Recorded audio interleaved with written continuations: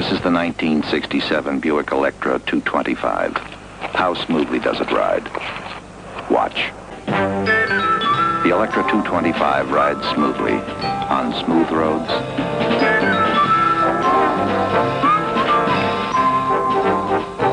Bumpy roads.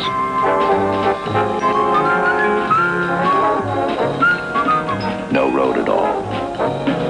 Then I saw her face. Growing up in the back seat of my parents' 1967 Buick Electra 225, I saw the world from the white stripes on the interstates and back roads. That spirit of travel and sightseeing has never left me. Whether we were driving old Route 66 or traveling through the Rocky Mountains, seeing America like our ancestors and seeing why they value great open spaces makes my values of preservation boosted. And I hope yours are lifted too.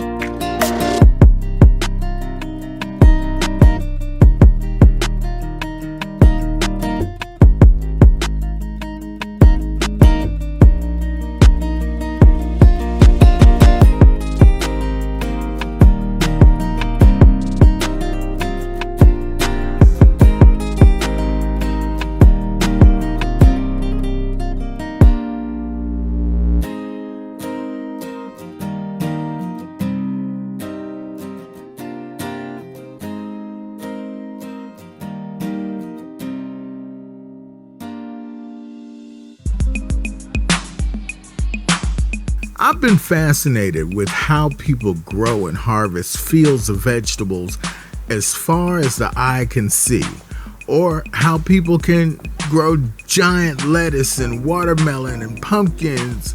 I saw my mother use her agricultural skills she learned growing up on a farm in rural Tennessee and keep her skills sharp as she won awards for her flower beds when we lived in upstate New York and other places. I understand those feelings of wanting to keep your skills sharp, or was it just a longing to work the good old soil of Tennessee by hand like we did every spring? There were a few things I learned from my aunts and uncles who would get up very early in the morning to tend their livestock and fields of corn and tobacco. I even saw large gardens of strawberries, squash, cucumbers, greens, green beans, and tomatoes. Will that fascination to rise early and work my garden before starting my day exist in me today? Starting with the tomatoes growing here. So that's a big boy tomato. That's a better boy tomato. Here we have mustard greens growing. They're just starting out. You see water on the camera, that's because it's raining. This is celery. We've got some celery growing here. This is broccoli. Starting out. That's broccoli. This is collard greens.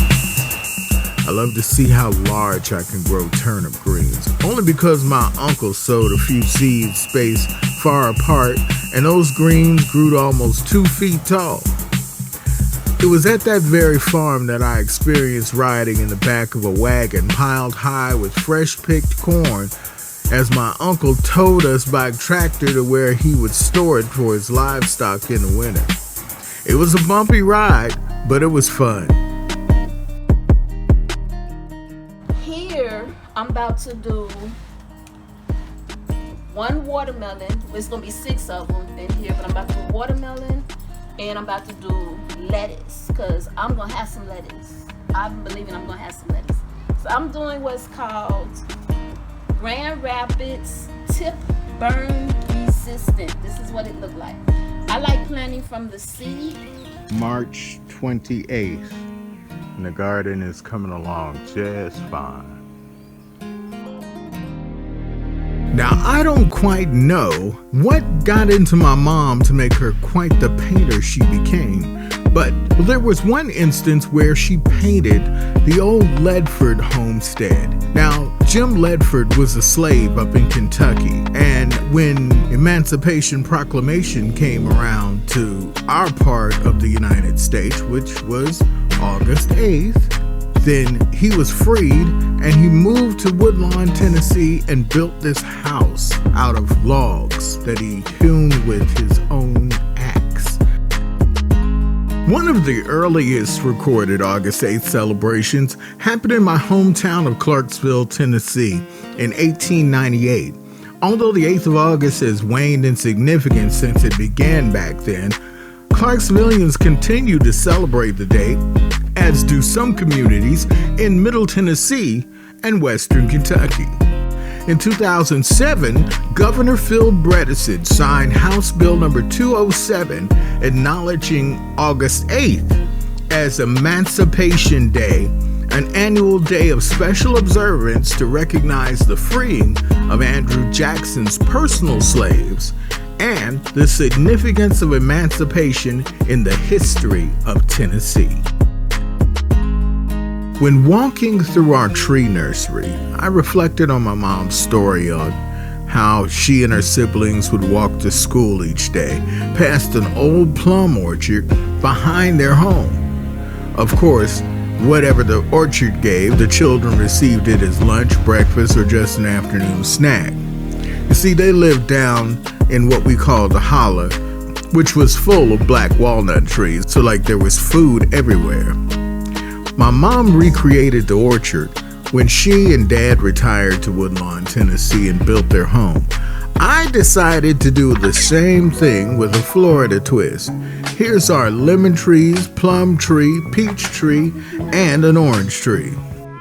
My most successful plants are growing in my garden this year. I've always been good at growing greens, especially collards and turnips. But this year I challenged myself to grow mustard greens, my wife's favorite. Broccoli is also a fan favorite with me. Not only to grow, but to eat in a salad or with dip. For the first time, I saw celery slips at the store, so I bought 6 and I stuck them in the ground. They're a little slow, but they're thriving. And this is the first time I tried rosemary, cilantro, peppermint, and spearmint, or even potatoes. It was old country roads like this that I loved so much when visiting Grandpapa's house in Tennessee for the summer. On an old road around from the farm were several blackberry bushes just growing wild. The old folks would gather the berries in their aprons and share them with the children before taking the rest and baking wonderful pies. Before we left for Virginia in 2012, I visited the last remaining blackberry bush and I gathered a handful of those juicy wild blackberries and shared them with my wife and granddaughter while telling them this story.